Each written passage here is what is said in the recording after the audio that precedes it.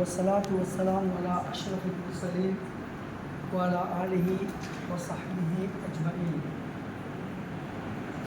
இந்த கல்லூரியின் படிப்பாளர் ஏற்கனவே பக்கத்தில் இருக்கின்ற சுமையா அரபு கல்லூரியில் 8 வருட காலமாக அதிபராக மட்டுமல்ல எங்களோடு படிப்பாளர் சபையில் ஒருவராக இருந்து கடமையாற்றி தற்பொழுது அல் ஜசீரா நிலையத்தினுடைய தலைவராக பணிப்பாளராக இருந்து செயல்படுவது குறித்து நான் சந்தோஷப்படுகின்றேன். பல்லாயிரக்கணக்கான மாணவர்கள் படிக்க ஆசைப்படுகிறார்கள், ஆனால் வளம் போதாது. எனவே சுமையா அரபிக் கல்லூரியிலே ஒரு குறிப்பிட்ட மாணவிகளை சேர்க்க முடியும் என்பதனால் அல் ஜசீரா என்ற ஒரு கல்லூரியை அமைத்து மாணவிகளுக்கு சந்தர்ப்பத்தை வழங்கிய தென்கிழக்கு பல்கலைக்கழகத்தினுடைய சிரேஷ்ட விரிவுரையாளர் முன்னாள் அரபு துறைக்கு தலைவராக இருந்திருக்கிறார். அரபு மொழியிலும் அரபு இலக்கணத்திலும் துன்யாவில் மாத்திரமல்ல இந்த துன்யாவிலே அவர் ஒரு தேர்ச்சி பெற்ற ஒருவர் என்பதையும் சொல்லிக்கொண்டு நானும் அவரிடம் படித்திருக்கிறேன் ஒரு காலகட்டத்தில் ஒரு பரீட்சைக்காக. எனவே அந்த நினைவுகளோடு அவரை நான் குளித்து கொண்டு ஒரு மனிதன் சில போது ஒரு தனிநபராக இருக்க மாட்டான், சமூகமாக இருப்பார். இப்ராஹிம் அலைஹிஸ்ஸலாம் ஒரு தனி நபர், ஒரு சமூகம்.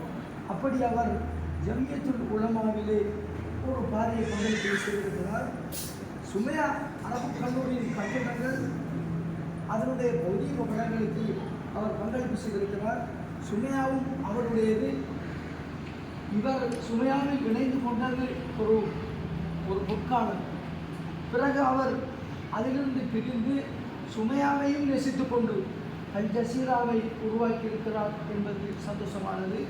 எனவே அவர் இந்த பயணம் மாறி சிறப்புற பிரார்த்தித்து என்னோடு வருகை தந்திருக்கின்ற திடீர் மரண அதிகாரி அவர் மாணவர்களுக்கு சமூகத்துக்கு உளவியல் ரீதியான எத்தனையோ திருமணங்கள் பிரிகின்ற திருமணங்களை சேர்த்து வைக்கின்ற, துன்பத்தில் கவலையில் சிக்கி தவிர்க்கிறவர்களுக்கு வழிகாட்டுகின்ற கவுன்சிலர் அந்த பணியையும் செய்து கொண்டு அடிக்கடி மரணத்தை விசாரித்து கொண்டு மரணத்தை விரிவுபடுத்திக் கொண்டிருக்கின்ற ஸ்ரீ சாமி அவர்களையும் நான் விழித்துக் கொண்டு இந்த நிகழ்வுக்காக வருகை தந்திருக்கின்ற தாய்மார்கள், பெற்றோர்கள், இதில் எனக்கு மிகவும் நெருக்கமான மச்சான் முறையில் இருக்கிற ஒருவர் இங்கே இருக்கிறார்.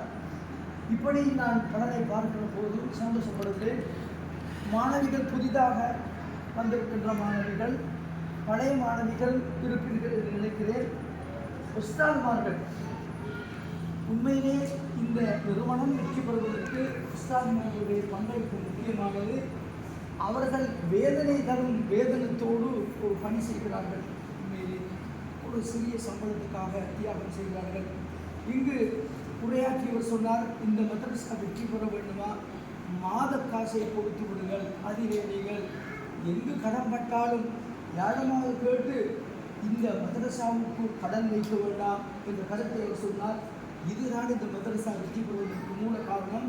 எனவே நீங்கள் ஆசையோடு சேர்ப்பீர்கள்.